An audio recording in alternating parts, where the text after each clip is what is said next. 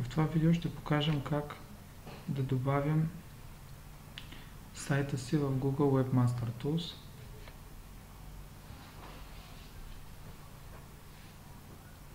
Ето, добавяме нов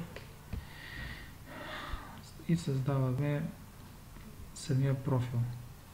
За да верифицираме акаунта, натискаме на алтернативни методи и както самия туториал ни показва, трябва да изберем HTML маркер. Избираме HTML маркер и виждате, тук ни дава код, който трябва да копираме, както показва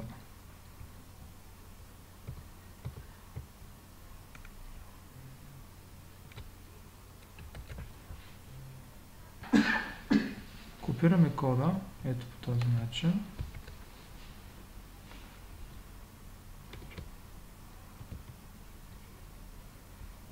И след като копираме кода, отиваме на SEO модули, натискаме на свойства